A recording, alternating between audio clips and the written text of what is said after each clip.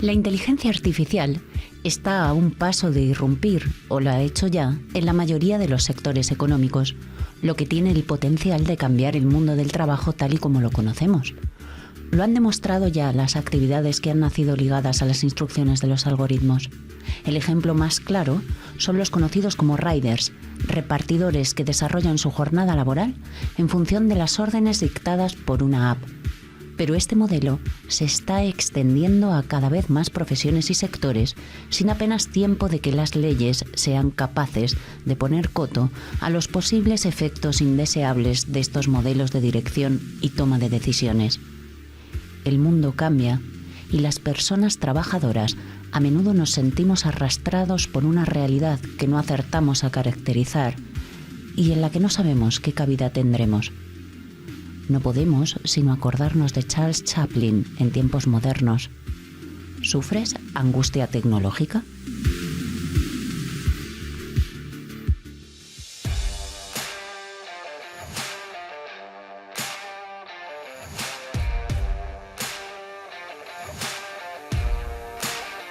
Gente con clase, el podcast de Comisiones Obreras. La inteligencia artificial es disrupción y aparece ante nuestros ojos de manera lógica como una tecnología sustitutiva del factor humano. Eso así impresiona un poco. Y hay quien asegura que nos va a someter a cambios de tanta hondura como la revolución industrial. Esto ya impresiona un poquito más. Ofrece el potencial para desarrollos innovadores a través de la creciente disponibilidad de datos y la capacidad de procesarlos a través de algoritmos, lo que lleva a cambios profundos y generalizados de la forma que se realiza el trabajo, de la forma en que se realiza la vida. Su gestión y regulación tendrá que ser un imperativo durante los próximos años. Habrá que hacer frente a desafíos de todo tipo, laborales, sociales, económicos y de seguridad y salud en el trabajo. La mayor parte del debate sobre inteligencia artificial se centra en la cantidad de puestos de trabajo, pero también debería hablarse de la calidad en el trabajo. ¿Valdría con que la representación de los trabajadores tenga acceso a los algoritmos para controlar la inteligencia artificial, los procesos que esto crea, la economía de plataforma, todo lo que gira alrededor de esta nebulosa que muchos no entendemos muy bien? Pues probablemente no. Vamos a necesitar agencias públicas que cotejen que los algoritmos que determinan las condiciones de trabajo no tengan ningún sesgo discriminatorio, por ejemplo, porque claro que no son neutros, porque están dirigidos a maximizar los recursos de las empresas y a mejorar la productividad. Y lo va a hacer utilizando datos y sacando conclusiones. Ojo a los datos. El futuro ya está aquí. Y hoy en Gente con Clase sentamos contigo, a nuestro lado, por teléfono o aquí mismo presencialmente, a Henar Álvarez, catedrática del Derecho de Trabajo de la Universidad de León, a Virginio Gallardo, él es psicólogo social, fue jefe de estudios de estrategia para la Generalitat de Cataluña y experto en temas de prospección tecnológica e impacto de la tecnología en la economía, en la empresa y en la sociedad. Y por último, Maricruz Vicente, secretaria confederal de Acción Sindical de Comisiones Obreras. ¿Cómo estáis los tres, las tres? Vamos a hablar de algo que yo no sé mucho. Esto es para mí como hablar de Star Wars o algo así, desde el siglo XIX, ojo. Y os confieso algo, estoy francamente, si me permitís, acojonado. Tengo motivos para estar así, para sentir esto, no sé, yo diría angustia tecnológica. Virginio, vamos a empezar contigo, si te parece. Vamos a ver, todo lo que implica incertidumbre al ser humano le da miedo, con lo cual, si algo implica la IA es incertidumbre, cambios que no sabemos, nadie sabe cómo van a evolucionar y que nos van a afectar en el mundo del trabajo de una forma muy, muy seria. Con lo cual, si la incertidumbre provoca miedo, lo normal es que tengamos miedo. Esto es lo más normal del mundo. ¿Y va a provocar cambios rotundos? Pues sí, efectivamente, no conocemos nada que se le parezca y promete ser un cambio absolutamente espectacular. Por lo tanto, haces bien en, no sé si tener miedo, porque la palabra miedo es, pero sí, vamos a decirlo que sí, que es todo lo demás sería el ser humano frente a la incertidumbre y al cambio inesperado siente miedo en cosas que son importantes. Por tanto, es normal que tengas miedo, sí. Enar, ¿cuál es tu opinión? ¿Tú tienes ese miedo, esa angustia tecnológica? ¿Lo sientes? Estoy de acuerdo con Virginio, creo que es bueno sentir cierta inquietud, no sé si la palabra es miedo, pero creo que es necesario sentir esa inquietud para poder reaccionar y para poner el foco en todo lo que está pasando, para saber cómo abordarlo y cómo reaccionar. Sí es bueno tener esa inquietud, yo voy a denominarlo inquietud. Maricruz, tú y yo, cuando estábamos esperando a Enar y a Virginio, estábamos hablando de los enormes retos a los que nos va a someter esta tecnología del pasado. Yo digo que ya nos está sometiendo a esa tensión desde el pasado y para los próximos años que ya están aquí. Nosotros sí sentimos esa inquietud, al menos esa inquietud. Bueno, yo creo que es inquietud, ¿no? Porque el miedo, en realidad, el miedo paraliza. Y la inquietud te incita a preocuparte o a informarte o a actuar contra una cuestión que efectivamente, como decían mis compañeros, mi compañera y mi compañero de hoy en este podcast, pues bueno, carecemos de muchas referencias, ¿no? Tú hablabas de la revolución industrial y eso era como algo más palpable y esto pues aquí bueno nos faltan muchos precedentes para poder analizar las cosas, entonces es complicado y bueno, pero esa inquietud creo que es lo que nos motiva a que estemos hoy hablando aquí, a que estemos también como organización, como sindicato preparándonos para lo que tenemos, no para lo que va a venir, para lo que tenemos ya y sobre lo que tenemos que actuar y yo creo que eso es bueno, ¿no? Esa inquietud es buena. Pues os voy a trasladar una curiosidad, si os parece. Cuando se le pregunta al propio ChatGPT qué deben aprender las personas para no perder su trabajo cuando la inteligencia artificial se desarrolle, te devuelve lo siguiente, te comenta lo siguiente. Y abro comillas, dice, los humanos deben centrarse en desarrollar habilidades que complementen las de la inteligencia artificial en lugar de competir con ella. Entre ellas se incluyen habilidades como la creatividad, el pensamiento crítico, la inteligencia emocional y la resolución de problemas. También deberían adquirir, dice el propio ChatGPT, deberían adquirir conocimientos en ámbitos como el análisis de datos, la programación y el aprendizaje automático, ya que están muy demandados en el futuro. Yo diría que las máquinas se están preparando para ordenarnos lo que tenemos que hacer, desde una visión un poco negativa o dibujando una distopía. ¿Qué os parece? Yo diría que la naturaleza del trabajo, de la mayoría de los trabajos, va a cambiar, ya sea con robots cognitivos o con robots físicos, y lo que hay que prepararse efectivamente pues es en asumir esas habilidades en la medida que puedas y en la medida que tu trabajo pues siga teniendo sentido. Y bueno, y en esto ha consistido cualquier revolución tecnológica, lo que pasa es que esta es mucho más seria. Las tres personas que te acompañan en este podcast, en Gente con Clase, son expertas en relaciones laborales, en el mundo del trabajo, en el mundo de los recursos humanos, desde el lado de la empresa, y estamos hablando de inteligencia artificial. La aplicación de estas tecnologías en este ámbito, en el ámbito laboral, aboca a la adopción de decisiones automatizadas, a la elaboración de perfiles o estándares de cumplimiento a los trabajadores y las quiebras que pueden provocar en sus condiciones laborales. Mucha incertidumbre se nos viene encima. Enar. Desde el punto de vista jurídico, la inteligencia artificial, como bien dices, bien las decisiones automatizadas, elaboración de perfiles, lo que manejan son datos, grandes volúmenes de datos, personales y no personales. El problema que existe ahora, esa preocupación, esa inquietud que hablábamos, era que estamos todo el tiempo regalando datos nuestros. Cada vez que nos movemos, hablamos, trabajamos a través de medios tecnológicos, estamos generando datos que ya pueden ser tratados por esos sistemas de inteligencia artificial. Es verdad que existen normas jurídicas, tenemos el Reglamento General de Protección de Datos a nivel de la Unión Europea y tenemos nuestra propia ley orgánica de 2018 que trata de acotar y de proteger esos datos personales, pero exige un gran esfuerzo por parte de las personas, en este caso de las personas trabajadoras, a la hora de estar informadas y proteger y saber cuál es la finalidad y cómo se están tratando, y falta esa regulación colectiva, que es verdad que España ha dado primeros pasos muy importantes en esa regulación colectiva de nuestros datos personales y de la inteligencia artificial. ¿Qué podemos esperar de la regulación que estamos reclamando?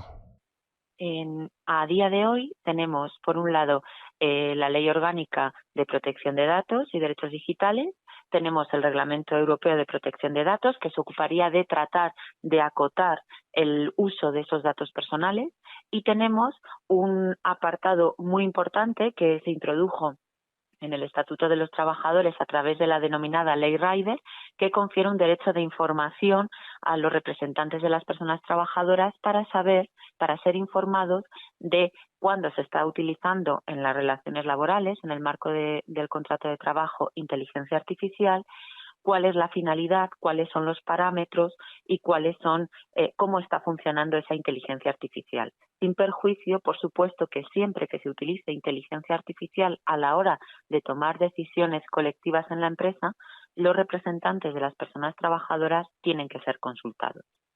Además, estamos esperando que se publique y entre progresivamente en vigor un reglamento europeo de inteligencia artificial, que lo que hace es señalar como de alto riesgo, clasificar como de alto riesgo aquellos sistemas de inteligencia artificial que se utilicen en el marco de las relaciones laborales, con lo cual introduce mayores obligaciones a quienes utilicen estos sistemas de inteligencia artificial en el marco de las relaciones laborales y ahonda en ese derecho de información y consulta que a día de hoy en España ya existe. Vale, el reglamento es de obligado cumplimiento, además. Exactamente. A partir de ahí, ¿qué podemos esperar de esta regulación, Maricruz? Creo que nadie pone en cuestión que la ley conocida como la Ley Rider, que es la ley que regula las plataformas digitales de reparto en este caso, tuvimos yo creo que el acierto de introducir también en el artículo 64 del Estatuto de los Trabajadores de ampliar los derechos de información de la representación legal de las personas trabajadoras. El artículo 64 habla de información, consulta y participación. Por lo tanto, no vale con que una vez que se hayan instaurado los mecanismos, los algoritmos o la inteligencia artificial que los gestione, nos informen de lo que han hecho, sino que lo que tienen que hacer es informarnos desde el inicio cómo se va a hacer y tenemos que participar en ese proceso y no solamente vale con que nos consulten, sino que es consulta, información y participación. Y efectivamente nosotros lo que tenemos que hacer es en las empresas y a través de la negociación colectiva fundamentalmente garantizar que eso se cumple. Vale, y ahora, Henar, ¿es posible la tarea de tratar de conjugar las ventajas derivadas del potencial que conllevan estos sistemas con preservar a la ciudadanía de sus posibles riesgos? Ha de ser posible. La normativa, que tanto la que tenemos como la que va a entrar en vigor a nivel de Unión Europea, busca proteger la intimidad de las personas, de la ciudadanía en general, también de las personas trabajadoras, por supuesto. En el ámbito laboral busca proteger y mantener ese principio de no discriminación por las causas que todas y todos conocemos, y lo que busca precisamente esa normativa es proteger esos derechos fundamentales. La cuestión es que esa normativa realmente se aplique bien y sea efectiva. Claro, por eso te preguntaba de ese modo. La mayoría de las grandes plataformas digitales que operan en el país no han podido demostrar que garantizan al menos una retribución equivalente al salario mínimo en España. Bueno, está claro que no se está aplicando bien o no se está siendo lo exigente con la norma que se debería. Es importante que la gente sepa que tiene convenio colectivo de referencia y los trabajadores y las trabajadoras que trabajan en plataformas pues tienen que organizarse y defender sus derechos igual que el resto de trabajadores y de trabajadoras. Porque la Ley Rider, aparte de conseguir laboralizar a esas personas que trabajan en las plataformas digitales. En el caso de España, insisto, solamente conseguimos el de reparto, pero ahora tenemos el reglamento la directiva de digitalización, la directiva europea de digitalización, que tenemos que transponerla a España, que efectivamente amplía todos ese derecho a la laboralización a todas las plataformas digitales. Por tanto, tenemos que adaptar nuestra legislación para dar cobertura a todas las plataformas digitales. Por tanto, tenemos un campo ahora mismo legal que tenemos que extender, que tenemos que adaptar en algunos casos a la legislación española. Pero ese Real Decreto, ese acuerdo del diálogo social que alcanzamos en este tema, tiene otra cuestión muy importante, por lo menos para comisiones obreras. Y es que aquí se estaba planteando que estas nuevas formas de trabajo a través de plataformas estaban fuera del derecho laboral. Y creo que, sin ninguna duda, esta norma, este Real Decreto, lo que dice, aquí se está trabajando, esto es un trabajo, hay que laboralizar a estos trabajadores y en el momento que te laboralizan, tú estás dentro del derecho del trabajo y efectivamente te afectan tanto el convenio colectivo de referencia como el Estatuto de los Trabajadores, como toda la normativa laboral que existe en nuestro país. Virginio, que está muy callado. Pues yo creo que efectivamente el tema de las plataformas ha sido un tema que hemos analizado durante los últimos años. Y que yo creo que efectivamente ahí sí que hay una legislación que nos puede ayudar y esto está relacionado con la inteligencia artificial. Pero lo que nos viene encima, permitirme, dudo que pueda ser legislado. Todas las profesiones están afectadas. Entonces, habría que hacer casi una ley por profesión o por tipología de profesión. Y la verdad es que presenta un nuevo paradigma para el cual ni los gobiernos, ni los sindicatos, ni los patronales, ni los sociólogos del trabajo, ni nadie está preparado para es demasiado rupturista como para ver cómo va a afectar al mundo del trabajo y cómo nos preparamos para ello. Incluso alguien habla de un nuevo contrato social, pero a nivel general. Por tanto, estamos a un cambio que va mucho más allá de cómo puede afectar a un sector concreto. Vale, Enar. La democracia está para que se haga posible que un gobierno elegido por todos sea capaz de gobernar cambios que puedan resultar disruptivos y altamente lesivos para la sociedad. ¿Vamos a poder legislar esto? ¿Lo vamos a poder domar? Sí, yo creo que sí, rotundamente sí. Creo que el derecho puede regular cualquier manifestación y creo que el derecho no puede quedarse atrás y esperar a ver qué pasa con la inteligencia artificial, sino que tiene que tomar las riendas. La negociación colectiva, además de extender ese ámbito de aplicación, por supuesto, a las plataformas digitales, podría incorporar de forma general algunas medidas en materia de inteligencia artificial, cuestiones tan básicas como, por ejemplo, prohibir que se sancione a las personas trabajadoras por una decisión automatizada, prohibir evaluar el rendimiento a través de una inteligencia artificial, por ejemplo, o prohibir incorporar datos externos, prestar atención, como decías al principio, a los riesgos psicosociales generados por inteligencia artificial, anticipar los cambios que se pudieran realizar en un sistema productivo fruto de esa inteligencia artificial. Si estamos viendo que me van a subir la productividad, como decía Virginio, y que en cambio voy a necesitar otro tipo de formación, otro tipo de habilidades, ser proactivos y anticipar esas necesidades de formación, creo que se puede hacer mucho desde el derecho, tanto desde el derecho a nivel europeo español como a través del derecho de la negociación colectiva. Por tanto, sí veo con optimismo esa regulación de la inteligencia artificial en esos niveles. Ya, y lo que nos exige a los sindicatos de clase es un paso adelante. Maricruz.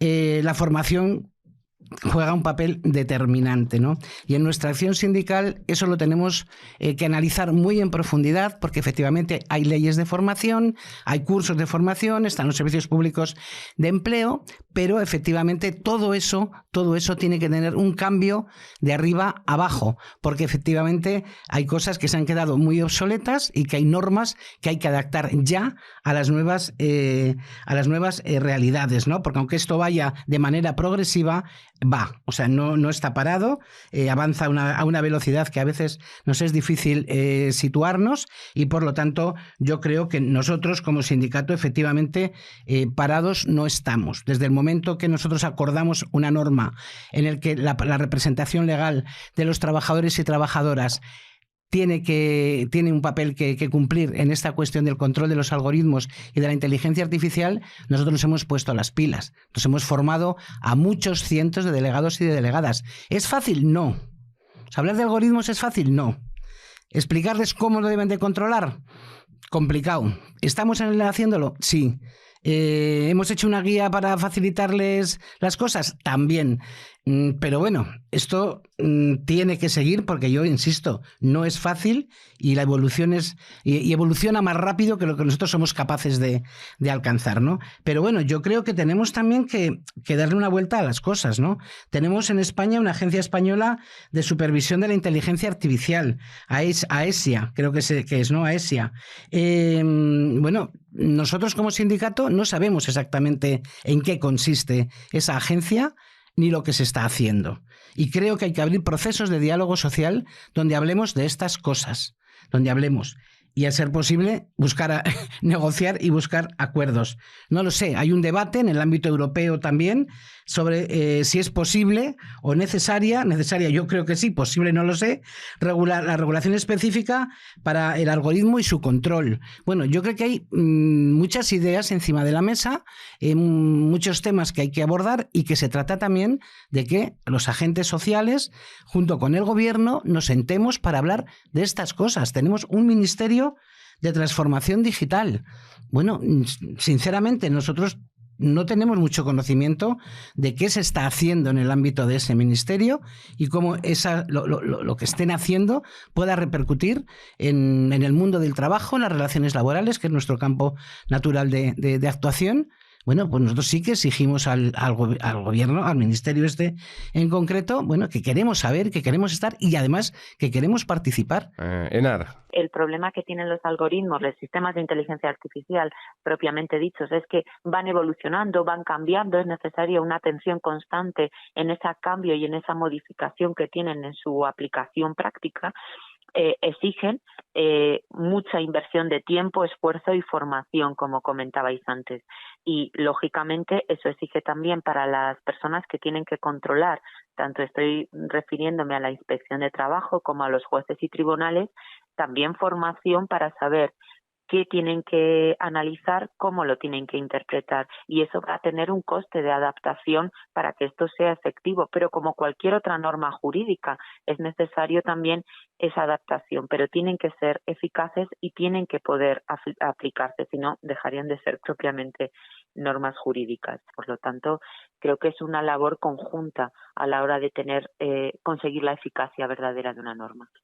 Pues según un estudio reciente de Pew, un think tank con sede en Washington DC, es que con el acento parece más importante, ¿verdad? Bueno, pues el 41% de los estadounidenses se opone a que la inteligencia artificial se use para revisar solicitudes de empleo, mientras que el 71% se opone a que tome decisiones finales de contratación y el 62% cree que esta tecnología va a afectar la contratación y el reclutamiento en los próximos 20 años. Virginio, como experto en relaciones laborales, vosotros en la selección, captación, formación de personal, ¿no seréis un poquito el diablo en los próximos años? ¿Cómo ves esto? Porque vosotros vais a estar un poquito en la picota, digo un poquito, por lo que sea. A ver, la nueva normativa europea ya prevé que este tipo de cosas no se hagan, pero se está haciendo, ¿sí? O sea, el tema de utilizar algoritmos para... Pero eso tiene sesgos, es que lo decía, es la palabra que quería subrayar. Tiene sesgo seguro, o sea, no hay ninguna duda de que tenga sesgos, también una persona tiene sesgos, pero es cierto que tiene sesgos. La verdad es que yo creo que eso va a ser un debate porque se están sofisticando los sistemas a pesar de la normativa europea, se están sofisticando los sistemas de selección y evaluación de personas. En el mundo de los recursos humanos, probablemente lo más preocupante. La selección lo es, pero yo creo que esto acabará regulándose y acabará... Ahí sí que veo una cierta posibilidad de regulación. ¿Por qué? Porque creo que efectivamente eso es relativamente sencillo de regular, a pesar de que no se está regulando y a pesar de que se está utilizando.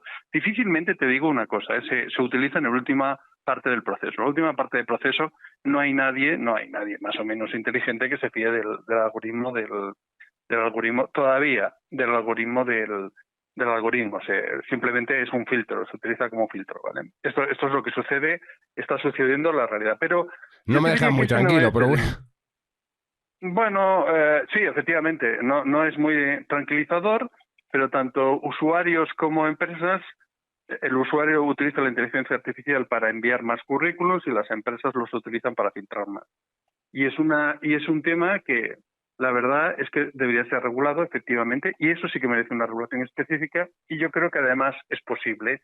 Para una institución es muy difícil ir al mismo ritmo que va la tecnología, pero es que el impacto va a ser tan impresionante que o lo hacemos o vamos a quedar desdibujados, cual sea la institución, ya sea empresa, que no lo están haciendo nada bien, ya sea el mundo educativo, que por supuesto está por detrás absolutamente, o incluso desde el punto de vista del gobierno, que más allá de los discursos más o menos bonitos que pueda tener desde Europa, y no digo que no haya puesto mucho dinero se está empezando a poner dinero, pero de una forma absolutamente insuficiente para el tsunami que nos tiene. Virginio, define desdibujados. Cuando dices las instituciones van a quedar todas desdibujadas, define desdibujadas. Y rápidamente va a recoger Maricruz, que se va a sentir interpelada. Si yo soy un trabajador y resulta que de una forma silenciosa veo que buena parte de los profesionales, como pasó con los periodistas hace un tiempo, como ha pasado con tantas otras profesiones. A los periodistas nos ha pasado de todo, sí. Efectivamente, pues a los periodistas yo he visto grandes medios de comunicación hace 15 años, hace 10 y hace 5, y los veo ahora, y no te tengo que decir la precariedad cómo ha subido, pues no en un 100%, ni en un 200%, sino de una forma exagerada, ¿sí? Bueno, pues eso ha sido otro cambio tecnológico, pero esta vez no hablamos ni de taxistas, no hablamos de agricultores, no hablamos de personas que trabajan en la industria, no hablamos de mandos intermedios, no hablamos de abogados, hablamos de todo. Estamos hablando de todo, hasta de profesores, hasta de médicos. ¿Sí? Estamos hablando de todo. Entonces, si el impacto es tan brutal, ¿qué va a pasar? Pues lo siento, va a haber muchos afectados. ¿Dónde? No lo sabemos. Bueno, en algún sitio hay estudios, es fácil saberlo. Será el 50% de la población, el 75, el 64 serán 30 y no sé cuántos millones, serán 20, no en Europa no. Bueno, hay cifras desde hace 3 o 4 años que McKinsey y todo eso. Entonces, ¿qué sucede? Si yo soy un profesional y pasa todo este tipo de cosas, lo siento, pero no me siento nada protegido. Yo, por ejemplo, al final, después de trabajar mucho en porque llevo bastante años trabajando en todo el tema de digitalización, y pues al final lo que propongo es, profesional, tienes tú que coger el mando, tienes que hacerlo tú, pero esto, la verdad es que es la fallida del sistema desde el punto de vista. Y lo siento, pero dentro de 4, 5, 6 años nos daremos cuenta que la revolución que está suponiendo todo esto hace que va a crear crisis institucionales en cualquier tipo de institución que haya. ¿Vale? No quiero volverme catastrofista, pero creo que es evidente que va a pasar eso. Maricruz, porque un poquito catastrofista sí ha sido. Sí, yo creo que un poco sí, pero no es cierto. Podemos pensar que eso nos dará más dinero, podemos pensar que trabajaremos menos, podemos pensar también que el Estado nos dará más dinero porque habrá más productividad, podríamos pensar cosas maravillosas si queremos.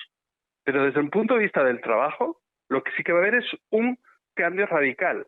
¿Cómo se gestionen? Yo no me atrevo a decir que sea negativo. Hay mucha gente que dice que gracias a eso viviremos por fin bien, tendremos más tiempo para educarnos y será todo maravilloso. Yo no soy negativo. Yo lo que digo es que el mundo del trabajo va a cambiar de forma radical y que los profesionales, desde el punto de vista de habilidades, se van a quedar absolutamente fuera de ese mercado. Vale, Maricruz. Sí, yo coincido que los cambios se van a producir.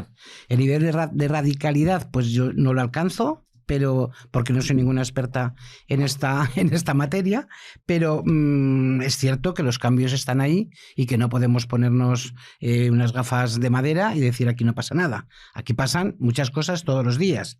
Y nosotros, una de las peleas que tenemos y en lo que insistimos muchísimo a nuestros delegados, a nuestras delegadas, y me consta que sobre todo en los sectores con mayor potencia afiliativa de los sindicatos y con mayor organización, por tanto, están trabajando mucho en esto, en el ámbito de las empresas y en el ámbito de la negociación colectiva, en el ámbito de la formación. Y es una cuestión que ha salido varias veces, el tema de la anticipación a los cambios. Efectivamente, las empresas son poco dadas a dar información.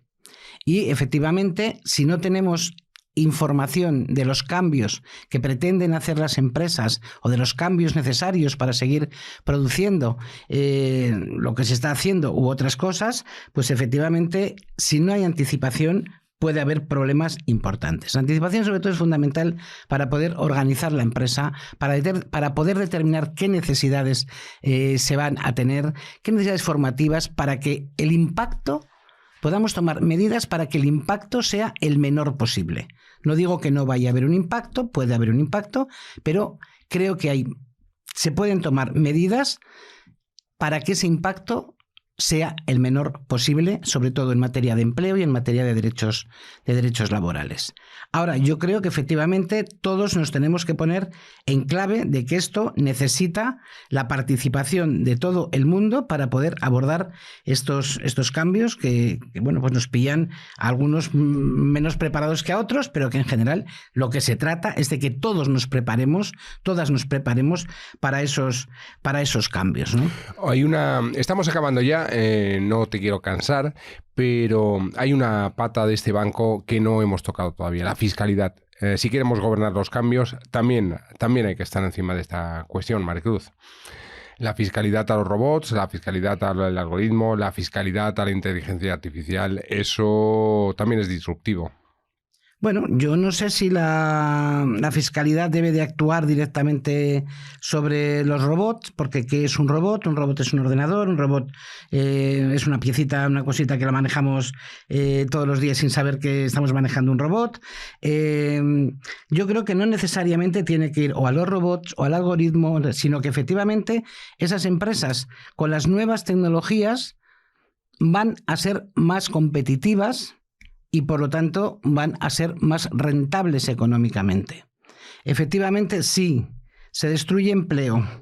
Si las empresas tienen unos beneficios que se puedan incrementar en muchísimo, lo que hay que hacer es ver cómo una reforma fiscal que tenga en cuenta estas situaciones y que lo que se tiene que hacer es cargar sobre el beneficio de las empresas, no sobre los mecanismos que utilizan para conseguir esos beneficios. Y yo creo que ahí es la revolución fiscal necesaria que hay que hacer teniendo en cuenta estas situaciones. ¿Alguien quiere decir algo de los impuestos, de la fiscalidad de este aspecto? ¿Enar? Estoy de acuerdo con lo que ha dicho Maricruz respecto a más hacia la mayor productividad y a los beneficios que puedan alcanzar las empresas, más que a cuestiones de impuestos específicamente a un algoritmo, a un robot o a lo que venga después. Y también quiero insistir en algo que se ha dicho de forma transversal, que es la gobernanza de la inteligencia artificial y la necesidad de supervisión humana de cualquier decisión que tome la inteligencia artificial. Creo que hay que poner el peso en esa gobernanza y en esa supervisión humana. Perfecto. Pues dándos las gracias a los tres, tanto Enar como Maricruz, como Virginio, habéis sido muy amables, y a ti que nos estabas escuchando con atención, espero, queremos invitarte al próximo programa de Gente con Clase. Te lo vamos a hacer pasar bien, va a ser interesante, seguro. Cuídate mucho, ¿vale? Adiós.